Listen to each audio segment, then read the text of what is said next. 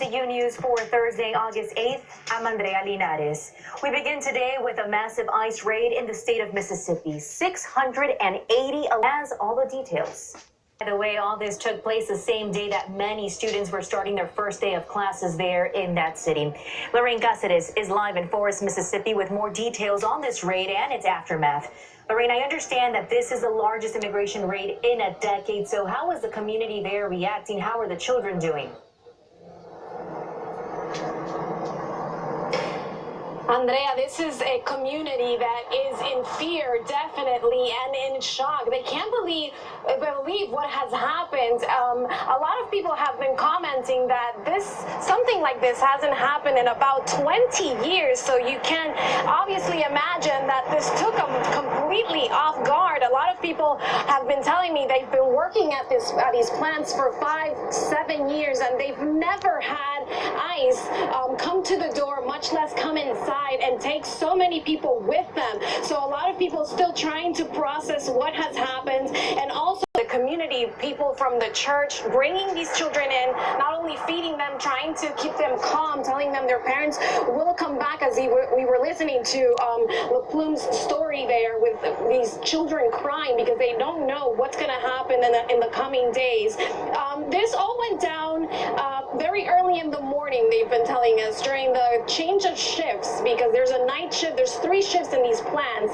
So they did these raids around, we're hearing in Louisiana, but a lot of them are being released with ankle bracelets. We've met a few people that have been through this situation, not exactly when is their next court date yet. They're expected to receive some instructions over the mail, but we had the opportunity to talk to a young girl. She's 16 years old. She's undocumented herself, and she was talking about how she found out this was happening in her community. She was in school when it happened, and her biggest worry was, what's going to happen next when I come home? How am I going to explain this to my 2 younger siblings, and how am I going to take care of them when we're left with no parents in this country and no family members, not even in other states? Let's listen to what she had to say.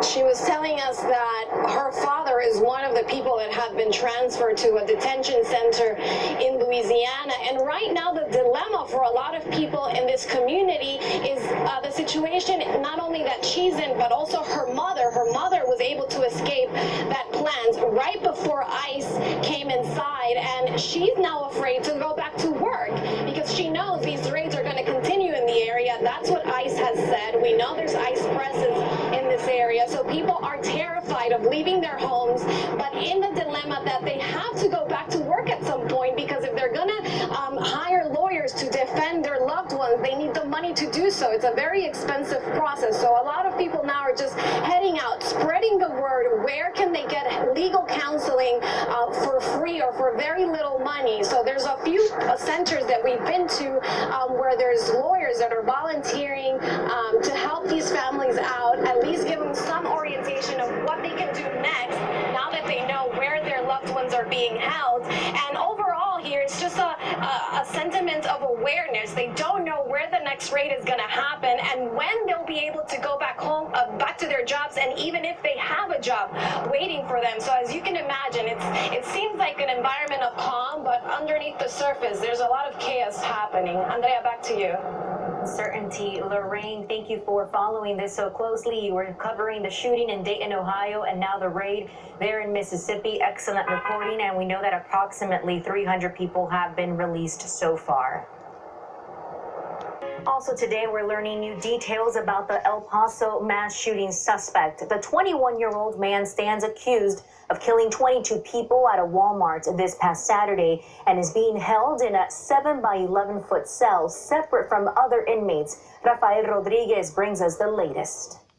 We're also learning more about the El Paso shooting suspect's family. His mother called the Allen text. Meanwhile, family, friends, and community members are mourning the loss of Elsa Mendoza, a beloved mother, wife, and educator from Ciudad Juarez, Mexico, who was killed during the El Paso shooting. Azul Alvarez has more as her loved ones prepare to lay her to rest. Rest in peace. President Trump is now back in Washington after traveling to El Paso and Dayton, Ohio on Wednesday. The president met with shooting victims and first responders in both cities, but some residents and even lawmakers were in disagreement with his visit, blaming Trump for inciting division. President Trump has said that he will bring lawmakers back to Washington from their August recess if Republicans and Democrats can more closely align on a gun reform proposal.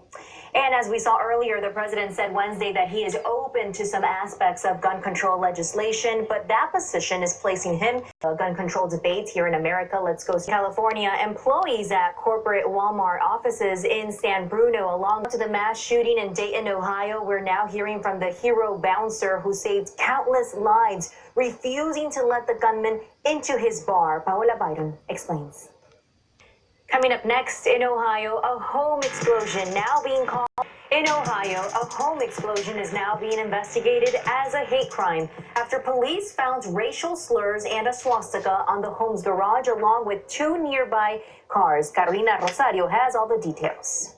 Now to Washington, where House Democrats have filed suit to force former White House counsel Don McGahn to testify. The committee police make a break in the case as in Canada, the search for suspected killers has come to an end. As Andrea explains, police now revealing that following a massive manhunt, they have found the bodies of two teens wanted for several murders. An 8-year-old boy was snorkeling with his dad at a lake in New Hampshire when he made an alarming discovery. That boy, where residents in the western part of the state are being warned to stay vigilant. Authorities in that area now searching for an escaped inmate after a prison employee was found dead. Mariti Marungi has much more. Listen to this. There is a new way to get your Amazon purchases delivered, but first, 2 new warnings to prevent you from being a victim of scams. Annabelle Sedano explains. Annabelle. Hi there, that's right, and we begin with this. The Department of Homeland Security Cyber Agency is issuing... I'm Annabelle Sedano, and that was your daily dose of tech news. Have a good one, guys.